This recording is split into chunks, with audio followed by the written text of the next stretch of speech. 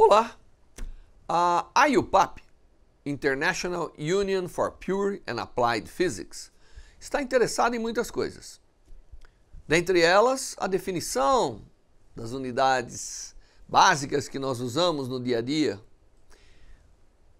a manutenção das constantes fundamentais, mas também está muito interessada nos desafios que a ciência tem atualmente. Na área da física são muitos os desafios. Nós temos desafios desde o entendimento das partículas elementares, da matéria condensada, na física nuclear, na biofísica, na astrofísica. Em todas as áreas, ou sub-áreas da física, nós temos desafios. Para que você saiba quais são esses desafios, a IUPAP organizou um workshop especial, que chama-se Entendendo os Desafios da Física Moderna. Cada área da física está aqui sendo apresentada por um líder, membro da IUPAP, e que você terá então agora a chance de entender, através desta apresentação, os desafios que a área apresenta e como os físicos, de um modo geral, estão superando esses desafios para que a física seja um instrumento de entendimento das ciências naturais e que auxilie o homem não apenas a avançar o seu conhecimento, mas a tornar a ciência um instrumento útil da melhoria de vida de cada um existente nesse planeta e nesse universo. Assista e também faça parte do entendimento dos desafios da física moderna. Boa sorte!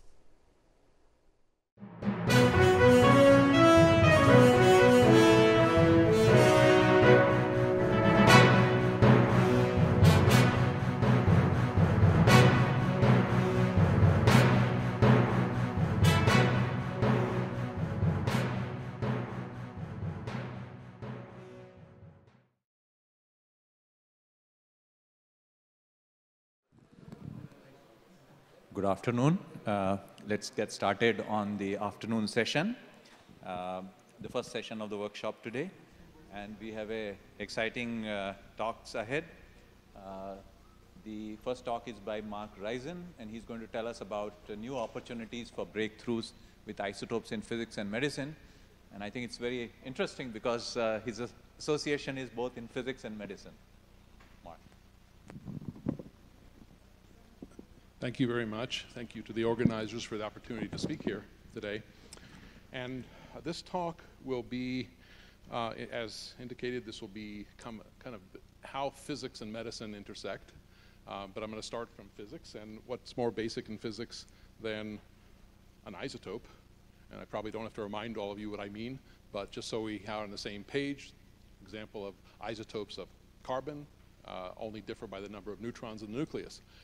But the fact that they are almost identical makes their separation or enrichment extremely challenging. They have nearly the same physical and chemical properties, and that is, in fact, a challenge. And it's a challenge that dates back quite a while, about 80 or more years ago, to the work of Ernest Lawrence, who invented a machine which is known as the Calutron. The Calutron is essentially a device that first ionizes at neutral atoms and then separates them by their charge to mass ratio. This is a schematic of how a Calutron works. It has a source of atoms that are vaporized. They are ionized by electron bombardment, and then they're accelerated, and then they're separated in a large magnetic field by their charge to mass ratio. And this is a general purpose machine. This has been used roughly since then. It's applicable to almost any element in the periodic table, and it was the primary source until the late 90s for all stable isotopes in the US and in a few other places. In fact, this is a modern Calutron, and I say modern kind of, it's kind of surprising, and I don't know of many other examples where technology has been frozen in time for over 80 years. If you think to yourself, what do we have in the 1930s compared with today? But this essentially remains about the same technology with no real changes. So this is the part that I showed in the previous slide with a vacuum chamber. But as you know, and I'm sure you've heard, not all isotope separation has stood still.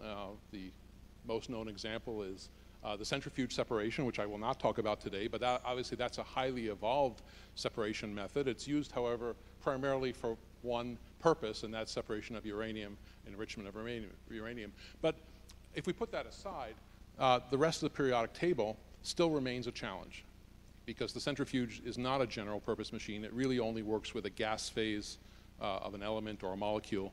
But when you get to the rest of the periodic table, you are back to the Calutron. Now, what makes isotopes interesting, of course, there are many uses for stable isotopes, and I'll discuss some of them.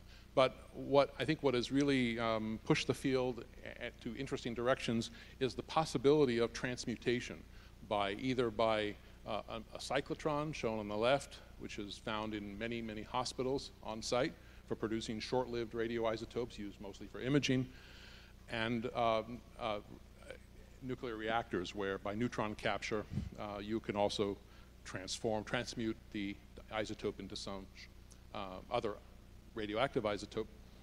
But so why is this exciting? And there's a long list, and I'll just give the broad picture, is that these isotopes have many, many benefits, and they range from medicine, both for therapy, like cancer therapy, to medical imaging. They're used in industry. They are used in basic science, fundamental physics experiments, and emerging or new applications, which I find very exciting. I really won't have time to talk much about those today. But the problem is, and probably not many of you are aware of this, but we face a worldwide supply crisis of stable isotopes or enriched isotopes, and therefore the radioisotopes that are created from the stable precursors are also at risk. Why is that? And it's because these calutrons are extremely inefficient and expensive to run. So the calutron in Oak Ridge shut down in the late 90s, and today the only large calutron facility in operation is in Russia, and even that is very old, about 70 years old. So there is an urgent need for new methods, or all the applications will come to a stop because we won't have those isotopes available. This was actually recognized in a report by the Nuclear Science Advisory Committee. This was a report from 2009, and we have, I don't know if he's in the audience, we have Robert Tribble, who was actually a former chair of the Nuclear Science Advisory Committee. This report was in 2009, and it warned that there is no working facilities in the US for separation of broad range of isotopes, and we are depleting our stockpile to the point where they're no longer available. This was in 2009. Now it's even more of a problem because many of them have been depleted totally. So you might wonder, how do we get into this, this story of isotopes? And I would say, if you would ask me roughly 8 years ago, it was not even on my horizon. But what we have been working on for a while is something that turns out to be very related. And it's a general question of how do we control the motion of atoms. So new methods for controlling atoms, and we've heard talks, of course, about laser cooling, very successful method. But we developed roughly over the last 10 years different methods that do not rely on lasers for their momentum, but instead use separate techniques. And they really stem from 3 observations. One of them is that most atoms in the periodic table are paramagnetic, which means that they have essentially an unpaired electron in their outer shell, and so they have a magnetic moment, typically a few Bohr magnetons. And even if they're not paramagnetic in their ground state, like the alkaline Earth's atom, like calcium, you can excite them to a long-lived metastable state that is paramagnetic. So I would say that paramagnetism is nearly universal if you're willing, either in the ground state or if you're willing to use a laser to populate some paramagnetic state. Then the second observation is that if it is paramagnetic, we can control the motion with magnetic fields. But how an atom responds to a magnetic field very much depends on its internal state. So, and I'll show you in a moment what I mean by that, but I can get any response that I want. I can get an attraction to a magnetic field, a repulsion, or no effect at all, depending on the internal state of the atom. So this observation merely says that if we can control the internal states of atoms, and we use magnetic fields, we can achieve complete control over the motion of atoms and many molecules. In fact, the control of internal state of atoms is also well established in atomic physics, and it's known as optical pumping. The person most responsible for that is Alfred Kastler, who called it literally, translating from French roughly, cooling by light. Now, Kastler was not referring to translational motion, as we talk about in laser cooling. He was referring to the internal degree of freedom. So in what sense did he mean cooling? It's in the following sense, and you can look at it in this picture where you have a beam of atoms generating from an atomic source emanating in this direction, and you intersect with a laser that is tuned to resonance. And this is a case where we have a spin 1 to spin 1, so we have m equals, let's say, +1, 0, and -1 in the ground and the excited state. And what Kastler realized and showed is that by controlling the polarization of the light, we have certain selection rules that will populate a particular magnetic sublevel in an irreversible manner. And the way this works is by, for example, circularly polarized light will have a selection rule that delta m is +1. So on absorption, it has to go from -1 to 0, and then it decays spontaneously, showed by those squiggly lines.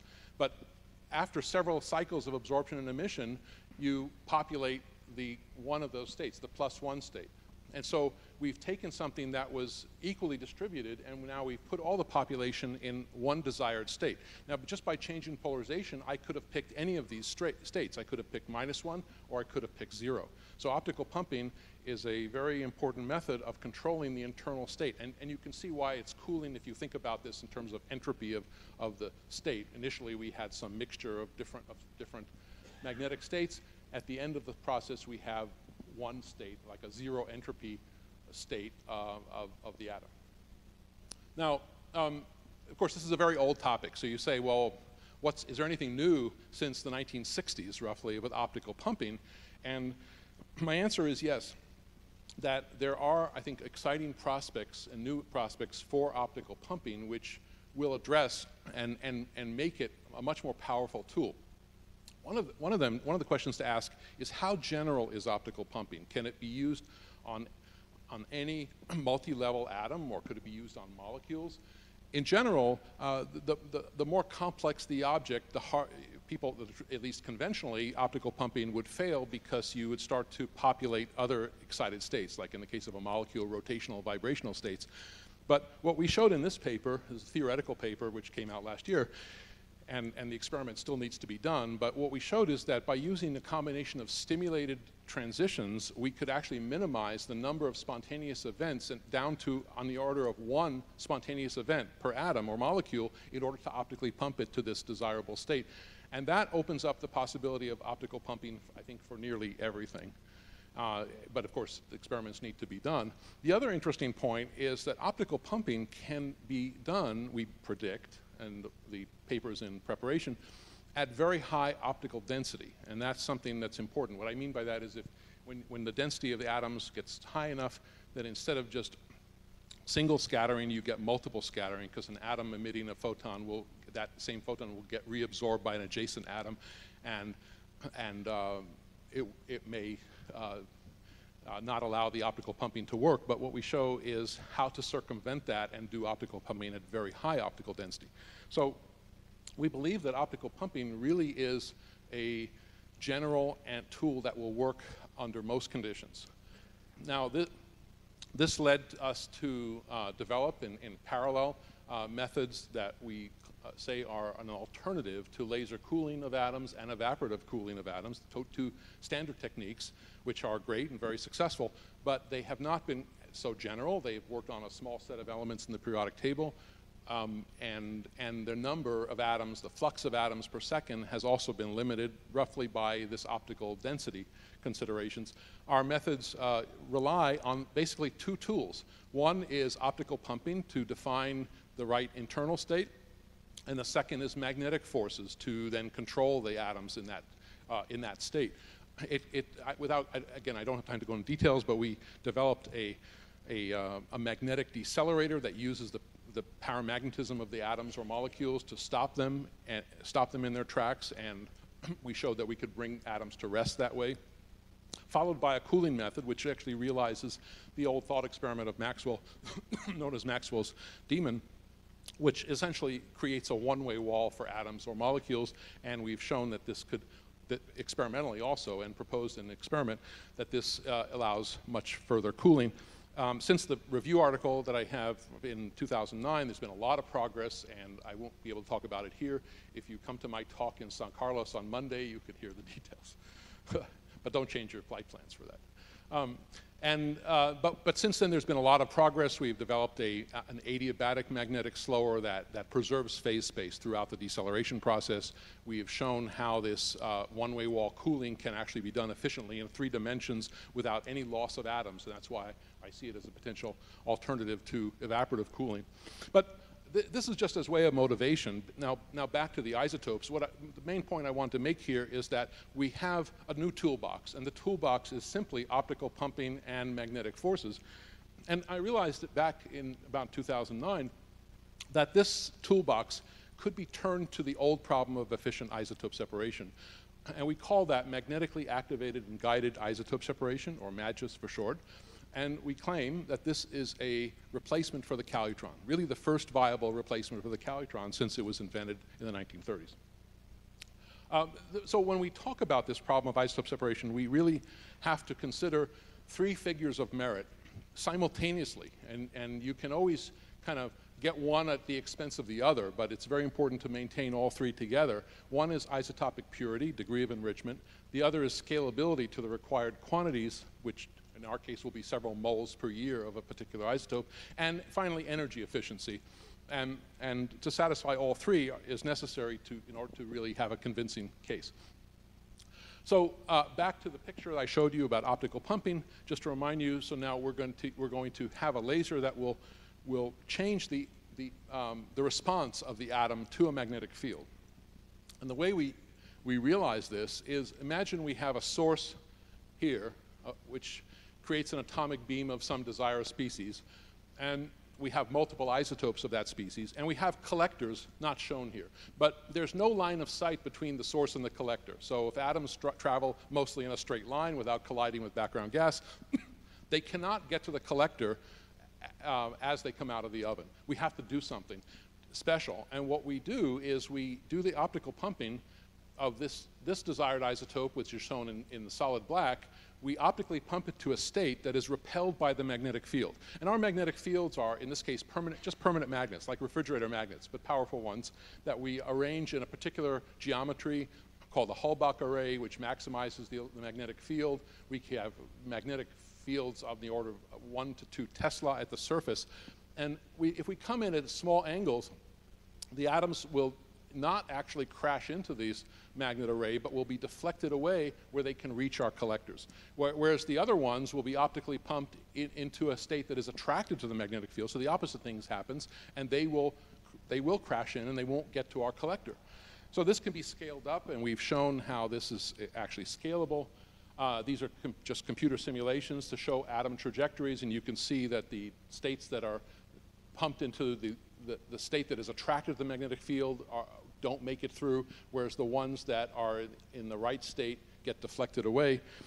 This is a simple idea, and I think this could have been done earlier, but it relies not on the charge to mass ratio, which is what the Calutron uses, but on the magnetic moment to mass. And because masses are almost the same, but with magnetic moment, we can even change its sign. So we have a much better handle on, and we can do this in a very short machine. This process actually is reminiscent of the historic pointsman of the railways, which we don't have today. It's probably done, I'm sure, done by a computer. But in the old days, there was a person who was responsible for switching the tracks, and that was called the pointsman. And in fact, reading the history of Maxwell's demon, the pointsman was the original motivation or inspiration for Maxwell to think of the demon, because you could, just by pushing a switch or a lever, you could divert the trajectory. And in a way, we think about this Magis process as an atomic pointsman, whereas the optical pumping, the scattering of a photon or two, is the thing that actually causes it to deflect. We built, after proposing this idea, we built an experiment together with my student and postdoc, and we predicted that we used lithium. Lithium has two stable isotopes, lithium-6 and lithium-7. There was some discussion of this earlier. We had to talk about fusion energy, talked about lithium isotopes.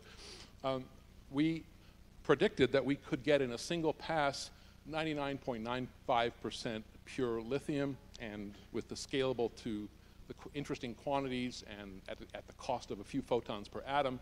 And the results, in fact, verified that prediction. I'll just show you quickly, since I don't have much time. This just shows a mass spectrum, and you can see this is a semi-log plot. Here's the mass, so there's mass 6 and mass 7. In fact, here we reversed it because we started from enriched lithium-6, so you might wonder about that. But in this particular experiment, we've also done this with natural lithium, but you can see on a log plot that we start out without optical pumping, shown in blue. This is what comes out of the oven is the mass 6 and mass 7. When we turn on the optical pumping, this atomic pointsman, we put all the mass 6 atoms into a state that can't get through our guides, and they are depleted. And we end up with just mass 7 coming through.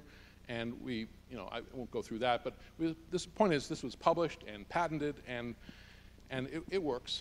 But now the question, which I actually in my career I've never had to ask before, is well, I should say that we've analyzed many cases. We did lithium, but we showed that this is actually quite general. It's as general essentially as optical pumping. So we think this can be done on essentially almost any element. Each element would require a dedicated laser system.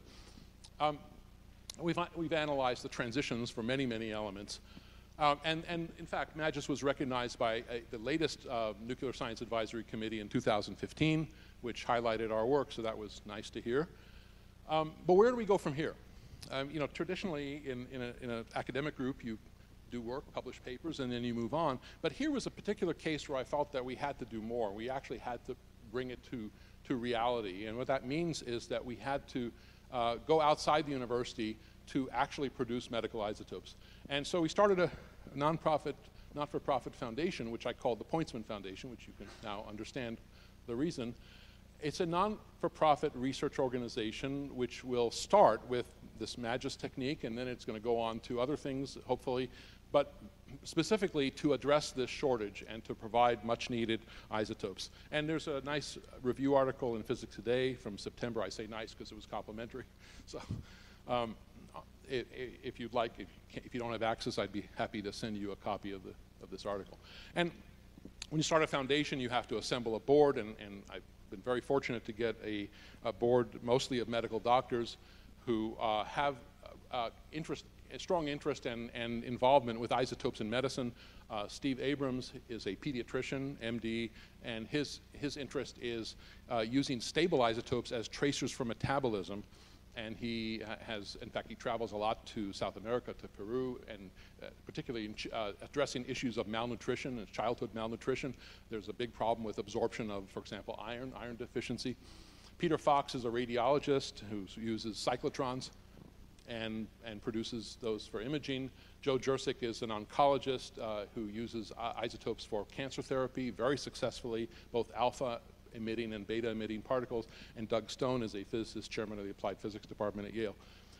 We have an advisory board, Steve Chu, Ray Orbach, and Steven Weinberg, and who are just, I would say, cheerleaders, enthusiastic supporters of what we're doing. And the president of the foundation is a patent attorney and an engineer, and he's been leading our effort so far. Let me just say, in the time that remains, I want to highlight some of the uses of isotopes and why they're exciting. And in particular, cancer therapy, which is something we all are touched by one way or another, either directly or by some relation to, or some loved one. And the message today, I think, is one of great optimism, because we are at an exciting era of the merging of much, much better targeting molecules with much better isotopes. In a way, so this is what's called targeted radiotherapy radioisotope therapy, where you design a molecule that will, like a monoclonal antibody, that will find and attach to cancer cells in the body, even metastatic cancer, and you attach to it a payload which will emit a short-range either beta or alpha particle, which will cause double-strand DNA damage and cause cell death. And this has been very promising and successful. And one of the most exciting isotopes is Lutetium-177. This is an isotope that has a half-life of 1 week. It has a relatively low short range in tissue, less than 1 millimeter, and it has some gamma emission.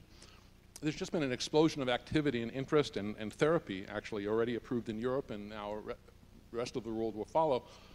The way you produce Lutetium-177, you have to start from a stable isotope. That's, in our case, that's Ytterbium-176.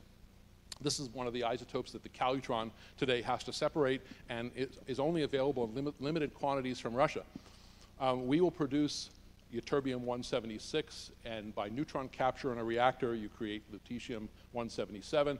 We've analyzed Ytterbium-176. It's ideally suited to us. It's actually, in its ground state, it's completely non-magnetic.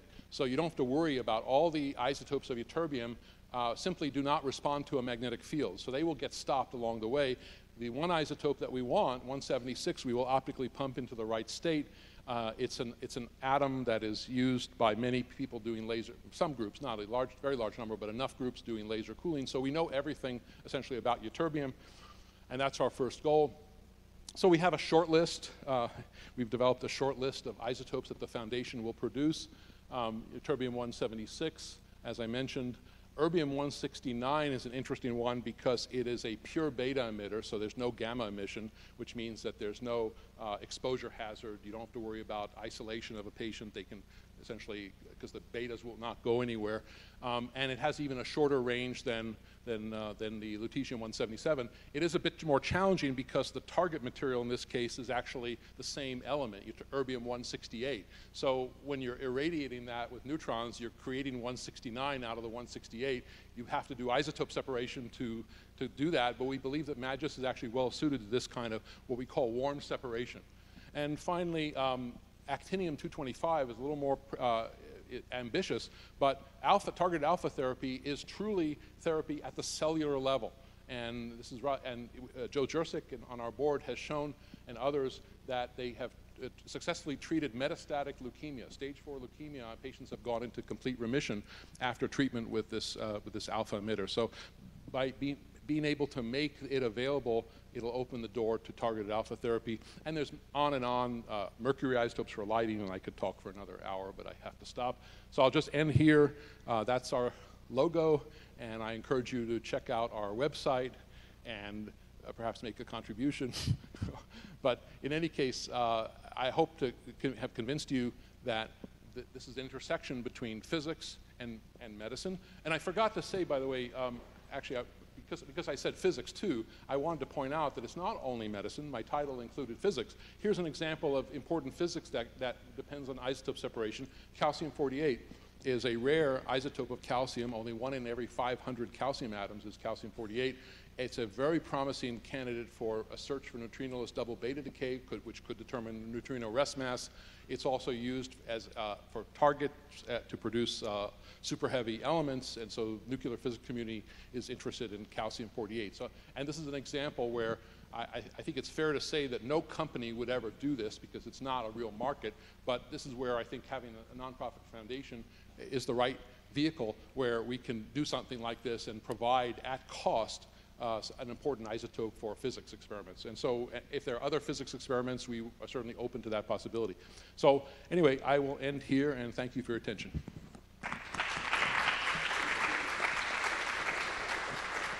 Thank you, Mark, for a wonderful talk. Now we can take some questions, comments. Over there.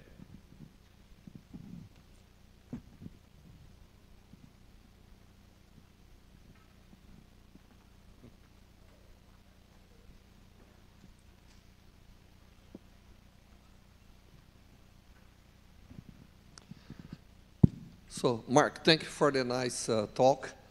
It fits very well with IUPAP workshop. We should be worrying about new challenge for making society better, right? And the pharmacos, radiopharmacos or radioactive isotopes is a very serious problem. Now, my question is concerning cost. You know, we know that medicine has been never so developed, but never so expensive. And everything we develop seems to be less and less available for public in general. Yeah. And so, yeah. How that fits in this? You made a foundation. Are you thinking about this, or? Well, the foundation will produce and sell the isotopes in order to further the mission of the foundation, but we don't have to satisfy any investors. So we anticipate that we will bring down the cost. But for many of these isotopes, the issue really is not of cost, because these are the stable precursors to the. There's a chain. There's a chain of in the chain of the therapy. There's the stable isotope, which is turned into a radioisotope, which is turned to a radiopharmaceutical, and the cost is really determined by the radiopharmaceutical. So the actual cost of the stable isotope is pretty negligible. Even though it's high, that's not what sets the cost of the therapy. The bigger issue is that right now, some of these isotopes are simply not going to be available. And if ytterbium, for example, is not available, the whole therapy chain collapses. That's what I see as more important.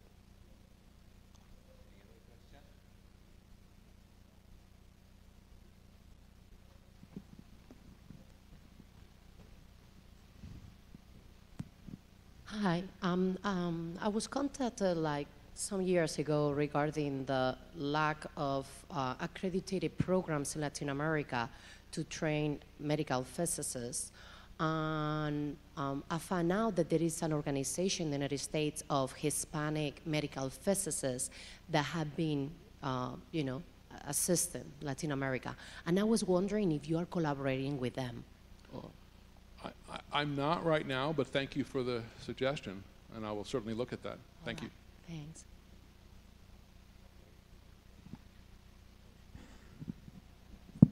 One possible application of isotope separation is making silicon spheres, which people do in order to have mass standards, and they are 0.99999 silicon-28. Mm-hmm. And so if you could purify silicon at that level, you might have a good market. Right now it's being sent to Russia at a huge expense, and you might make some money on the side for your foundation. It's possible. Silicon is actually a case that where centrifuge separation is possible using the compound silane. But the centrifuge can only achieve a certain degree of enrichment, and so we may be able to take that and enrich it further. So that's a good suggestion. Thank you.